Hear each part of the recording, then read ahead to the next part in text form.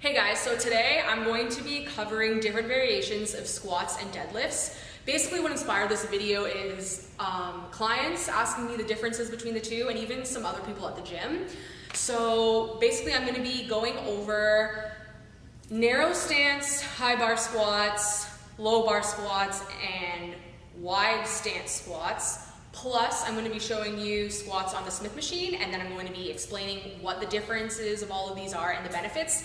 And then I'm also going to be showing you conventional deadlifts and sumo deadlifts, and I'm going to be showing you the different kind of grips you can do within those. So yeah. Okay, so here I am doing narrow stance squats. It's not a super narrow stance, probably about shoulder width apart.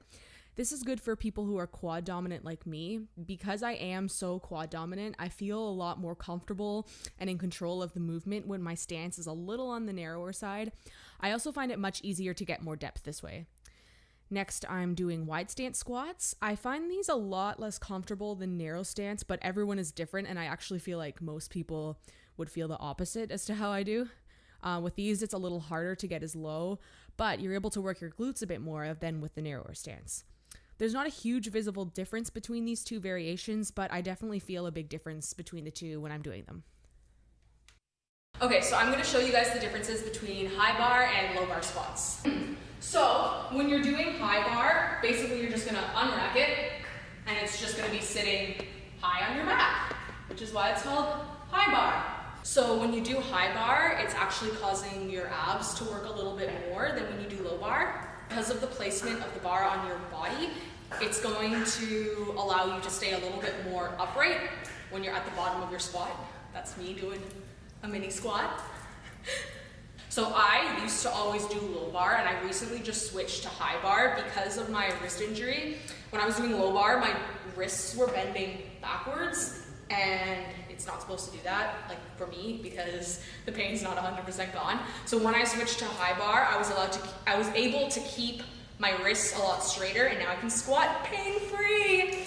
Yay! Next, I'm gonna show you guys what a low bar would look like. Basically, you're gonna let it sit lower on your back, and right away you can kind of see I'm leaning forward a little bit more, which is fine. Okay, so when you do low bar, you're gonna feel it a little bit more in your lower back, and it usually is going to be a shorter range of motion than when you do high bar. Generally, low bar is done with a wider stance, which also adds to the whole range of motion thing. Okay, so now I'm gonna show you guys Smith machine squats.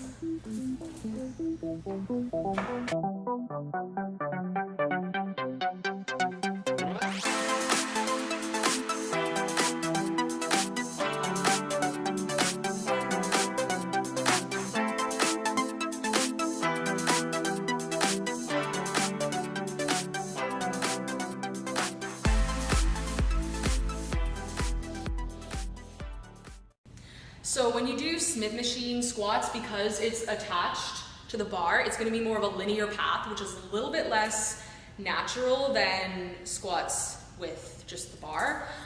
It's also going to make the weight you do a lot easier. For example, I put 25-pound plates for both of these exercises, and when it's on the Smith machine, it feels like a million times easier. The Smith machine is also going to help you, it's not going to help improve your balance, but if you have bad balance, it's going to assist you with that. So basically, I don't usually include Smith machine squats into my routine, but it is something you could add in just for like some variety, to switch it up, whatever floats your boat. The Smith machine can come in handy if you have an injury or something like that, because it is taking off some of the pressure. Yeah, that's it.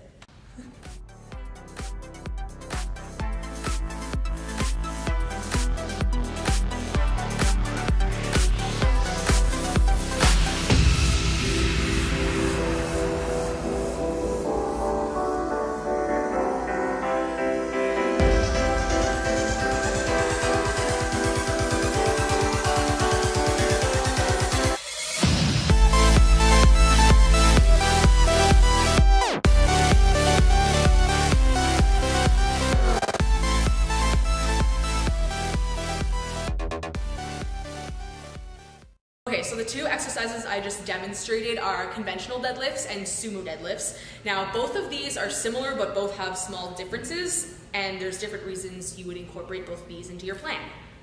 So if you're doing sumo deadlifts, you're gonna feel it a little bit more in your lower body because it's targeting your hips and your glutes a little bit more. It's also a bit of a smaller movement because since your stance is a lot wider, you have less of a distance to travel.